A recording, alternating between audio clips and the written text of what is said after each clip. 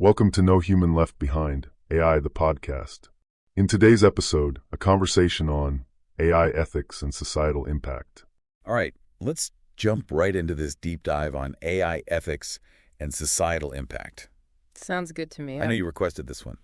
And, the source material, A Lesson from an Intro to AI course, really dives deep, I gotta say. Yeah. But this isn't just about, the nuts and bolts of AI. Right. We're going way beyond the algorithms here into how this stuff is changing how we live, like right now. Absolutely.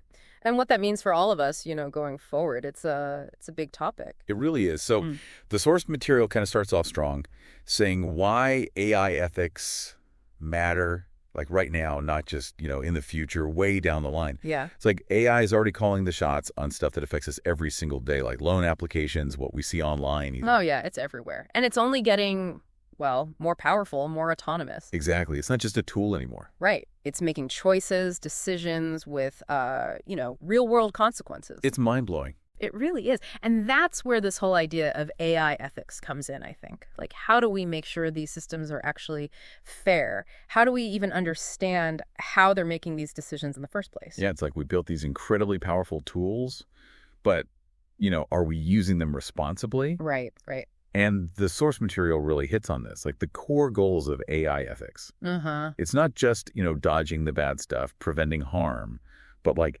actively using AI to make things better for all of us. Yeah, that's the goal, right? I mean, using it for good, not just avoiding the negative, but actually steering it towards solutions. Yeah, it's a tall order. It is. So let's get specific here. Like one thing the source material digs into is bias and fairness. Right. Making sure AI doesn't just repeat, or even worse, amplify the problems we already have. Yeah, and they use this example of facial recognition technology, which I thought was really interesting. Oh, yeah, that's a big one. It shows how, like, even if you don't mean to, biases can creep into the data used to train AI. And that can lead to outcomes that are, just plain wrong. Absolutely. And it's, especially concerning when you think about how it might affect marginalized communities who are already facing so many barriers. Yeah, exactly. So it's not just about the tech itself, but about the data, how it's collected, how it's used.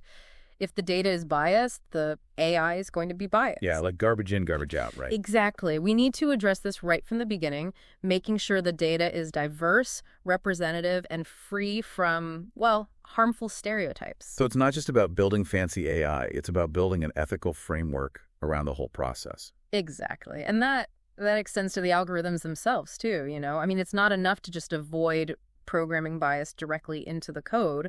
We have to actively identify and mitigate potential biases that can emerge from the data or even just from the way the algorithm is designed. So it's like a constant process of checking and rechecking, right? Yeah, it is. It is. And this brings us to the issue of transparency. Yeah, because if we don't even know how these systems work, how can we know if they're fair? How can we trust them? Right. And that's where we get into this whole black box problem. Especially with these complex AIs like deep neural networks, it can be almost impossible to understand how they reach their conclusions. Like magic. Yeah, kind of. And, imagine an AI system that's used for loan applications. If it denies someone a loan, shouldn't they be able to understand why? Not just for fairness, but also to identify, potential biases in the system itself. Yeah, that's a good point. It's like being denied something and not knowing why. Right. It's incredibly frustrating. And it raises serious concerns about, accountability. Absolutely. So how do we address this black box problem? Well, the source material talks about something called explainable AI, or XAI. It's a really interesting area of research that's trying to make these AI systems more transparent. So, they can tell us why they did what they did. Exactly. Imagine an AI that could actually provide, a clear explanation for its decisions, highlighting the factors that led to its judgment. That would be amazing. It would. It could really revolutionize our trust in and our ability to use AI systems effectively across all kinds of different fields. Like imagine a doctor using an AI-powered diagnostic tool. If they could understand the AI's reasoning, it would not only enhance their trust in the diagnosis, but it could provide them with valuable insights for their own assessment too, right? Absolutely. It's all about understanding the process. But there's, a question here.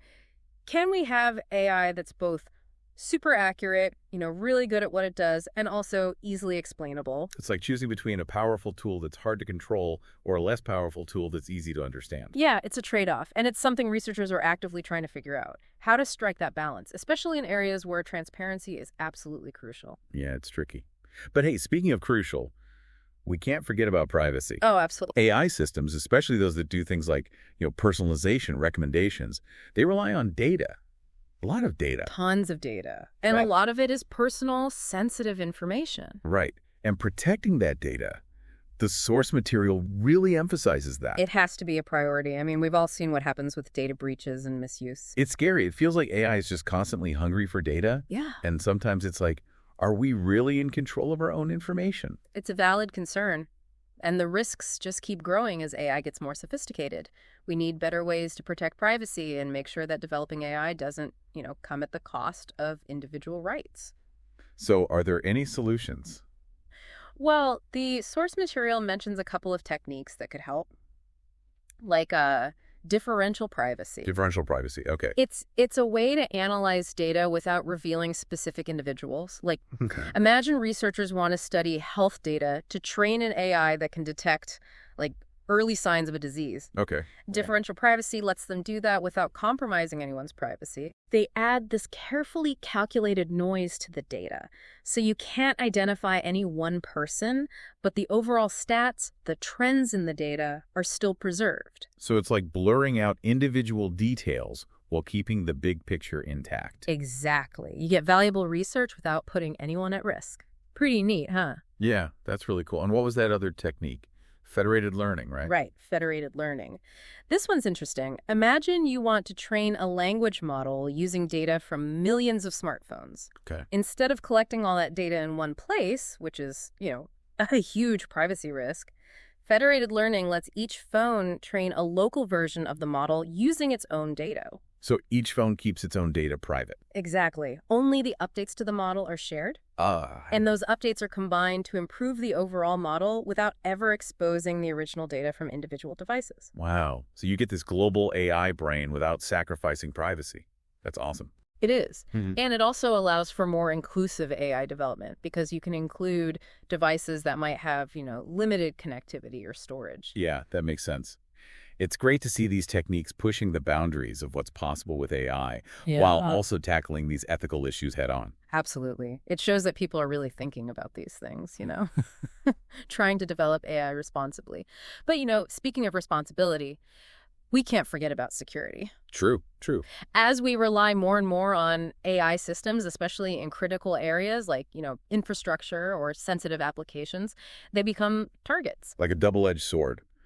We're using AI to improve security in a lot of ways, but then AI itself can be a vulnerability if it's not properly secured. Right. It's like this constant arms race between those trying to protect systems and those trying to, exploit them. I know the source material talked about these things called adversarial attacks. Those sound a bit ominous. Yeah, they are a growing concern. It's like, imagine someone subtly manipulates data, like an image or a sound, to trick an AI system into making the wrong decision. Oh, so like those optical illusions that trick our brains, but for AI. Exactly. And the consequences can be serious. Think about a self-driving car misinterpreting a stop sign because the image has been, slightly altered. Yeah, that's a little unsettling. It is. And it just shows how important AI security is going to be as AI becomes more integrated into our lives. For sure. We need to stay ahead of the curve on this one. Absolutely. The more sophisticated AI becomes, the more sophisticated the attacks and the defenses will become as well. It's a constant evolution. Back again for more on AI ethics and societal impact. Hope you're ready for part 2. Oh, absolutely. Part 1 was packed. We covered a lot of ground, really digging into all those ethical questions around data, algorithms, privacy, even security, all that. Yeah, it's a lot to unpack. But now I'm really curious about how AI might change, human skills, expertise, that kind of thing in the long run. That's a big one. It's a question that a lot of people are thinking about, especially as AI gets better and better at what it does. There's that worry that if we rely too much on machines, our own skills might just fade away. It's like if you don't use it, you lose it. Right. But how do we find that balance between, taking advantage of all the cool stuff AI can do, but also making sure we don't lose those essential human skills? It's a tricky one for sure. The source material actually suggests that the future of work will probably involve humans and machines working together, like a real collaboration. So not AI taking over completely, but more like AI and humans teaming up. Exactly, each playing to their strengths. Think of it like a surgeon using an AI-powered surgical robot. Okay, yeah. The robot might have incredible precision, be able to make these tiny, delicate movements that a human hand just couldn't. Right. But it's the surgeon who brings, years of training, experience, judgment. They're the ones calling the shots. The AI is just assisting. Like a partnership. Exactly. But to make that partnership work, humans can't just become passive, just following the AI's lead. We've got to keep those critical thinking skills sharp. Be able to make our own judgments, right? Absolutely. And that's where education and training are going to be so important. We need to be teaching people not just how to use the tools, but also how they work. Their limitations, when to trust them, when to maybe double-check things yourself. All of that. It's about empowering people to be, smart, critical users of AI, not just passive consumers. Totally. And this goes beyond just technical skills, too. Oh, yeah. It's about developing a mindset of, lifelong learning. The world's changing fast. AI is a big part of that change, and we need to be able to adapt. Stay flexible, keep learning new things. That's the key. It's not just about having a set of skills. It's about having a mindset that's, ready to embrace new challenges, new opportunities as they come up, because they will come up. Yeah, that's a great point. We can't just stand still. Okay, so we've talked about skills, learning, but what about, responsibility? Ah, yes. Responsibility. A big one. If an AI makes a mistake, or even causes harm, who's to blame? Right. And as AI gets used in more and more areas, healthcare, transportation, finance, these high-stakes fields. The stakes just get higher. Exactly. And figuring out where the responsibility lies gets trickier. Yeah, because it's not always clear-cut, right? I mean, is it the people who develop the AI? The company that uses it? The person who is, interacting with it? It's a web, and the source material highlights just how complicated this can be. Because AI can be so complex, so opaque, it's hard to pinpoint exactly where things went wrong. Exactly. It's not about pointing fingers. It's about figuring out the roles and responsibilities of all the players involved. Okay, so let's say there's a situation where, I don't know, an AI medical diagnosis system makes a mistake, gives the wrong diagnosis, and someone gets the wrong treatment because of it. It's a scary thought. It is. And it shows that even though AI has the potential to do so much good, it's not perfect. It can make mistakes. So in a case like that, how do we untangle that web of responsibility? Well, for starters, we need better guidelines, better legal frameworks that really address these issues head on. Things like regulations that require developers to thoroughly test their systems before they're used in the real world. So like a safety net to minimize the risk. Exactly. But it also means companies need to have clear protocols for, human oversight. When should a human step in and double-check the AI's decision? It's not just about the tech. It's about how we use it, how we manage it. Right. And this goes beyond just the technical side of things. We need to be thinking about the legal and ethical implications as well. It's like we're in uncharted territory here. Right? Totally. We need new maps, new rules to make sure we're heading in the right direction. And that brings us to another huge aspect of AI ethics. Power. Power? Yeah. Who controls AI? Who benefits from it? Who might be left behind? Oh, right. If only a handful of companies or governments control the most powerful AI, that could create some serious problems. Absolutely. And the source material, while it doesn't go into detail on this, it's something we need to be talking about. It's not just about money either. It's about the potential for AI to be used for surveillance, for control, even for oppression. It's a scary thought, for sure. Imagine AI-powered systems watching your every move, or algorithms being used to manipulate people's opinions. These aren't just sci-fi scenarios anymore. They're real risks we need to consider. So focusing only on the technical stuff, that's not enough. Not at all. We've got to think about the social, political, economic context too, because AI doesn't exist in a vacuum. It's shaped by the people who create it, the companies that fund it, the governments that regulate it. It's all connected. It is. And that's why it's so important to have diverse voices, different perspectives involved in shaping the future of AI, because we want AI to benefit everyone, not just a select few. That brings us back to this idea of AI for good, right? Which we talked about a bit earlier. It's great to see AI being used to address, challenges in healthcare, education, the environment, all of that. Absolutely. But we've got to be realistic. There can be unintended consequences. We need to make sure these AI solutions are actually equitable, inclusive. Yeah, good intentions aren't enough. Nope. We've got to be thoughtful, deliberate, inclusive in how we develop and deploy these systems. It's like walking a tightrope. Yeah, a good analogy. We need to balance the potential benefits with the potential risks. And we need to be constantly on guard, making sure AI is used for good, not for harm. That's where dialogue comes in. Collaboration between, the tech folks, ethicists, policymakers, the public. We need to work together to make sure AI aligns with our values, with what we want for the future. So even though we've talked about some of the, potential downsides of AI, I want to end this part on a more hopeful note. Oh, absolutely. Because despite all the challenges, there's a lot of excitement around AI. And rightfully so. It has the potential to make a real difference. Absolutely. I mean, it can transform our world for the better in so many ways. What are some of the areas where you see, the biggest potential for AI to have a positive impact? Well, we've touched on a few already: healthcare, education, making sure our planet is healthy, all that. But I think AI could revolutionize things like transportation, energy, even manufacturing. And don't forget about art and entertainment. Wow, it sounds like the possibilities are endless. In a way, they are. But we can't forget that AI is a tool. It's up to us to decide how we use it, what values we want to prioritize, what kind of future we want to build. It's not about AI taking over. It's about humans using AI to shape a better world. That's the goal. And that's what makes this such an exciting and challenging time to be alive. We have the power to use AI to create a more just, more sustainable, more prosperous world for everyone. That's a great way to wrap up this part of our deep dive. Looking forward to part 3, where we'll explore all of this even further and hopefully, come up with some concrete steps we can take to make sure AI is used for good. Can't wait. See you there for the final part of our journey.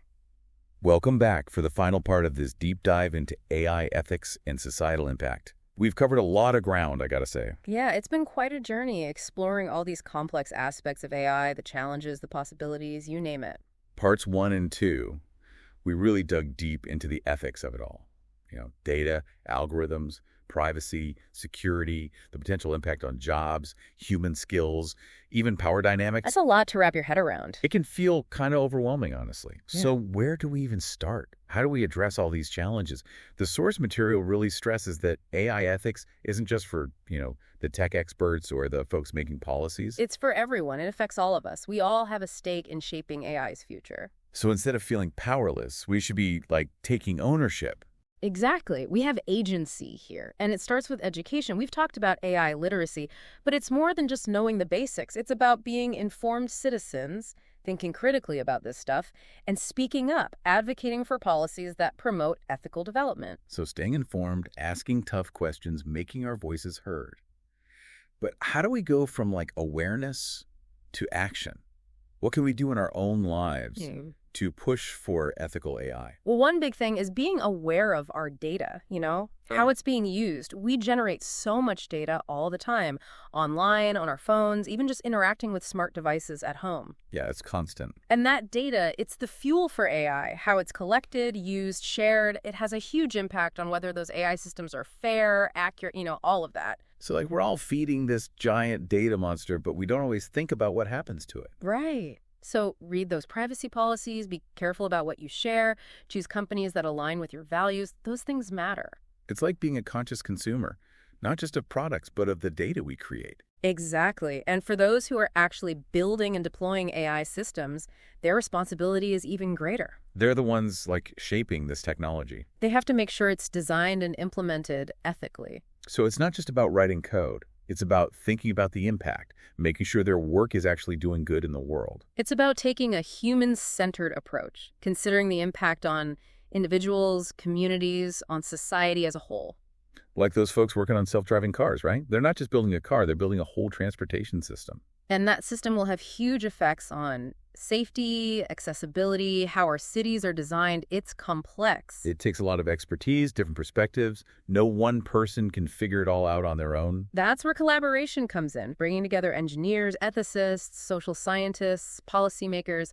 It's like weaving a tapestry, That reflects our values, our hopes for this AI-powered future. Beautifully put. And this leads to the role of government. Individual actions are important, companies have a responsibility, but we need good policies and regulations too. Like guardrails to make sure things are moving in the right direction. Right. We need clear guidelines on data privacy, on making sure algorithms are transparent, how to deal with bias, and what happens when AI systems cause harm. It's not easy. AI changes so fast. It's like trying to hit a moving target. It is, and that's why we need ongoing dialogue, collaboration between policymakers, researchers, industry experts, the public. We need regulations that can adapt, keep up with the pace of change, but also uphold those core ethical principles. It's like building a bridge while you're walking across it, right? Exactly, and that bridge has to be built on trust, transparency. The more we understand about AI, the better decisions we can make. We talked about AI potentially making inequality worse.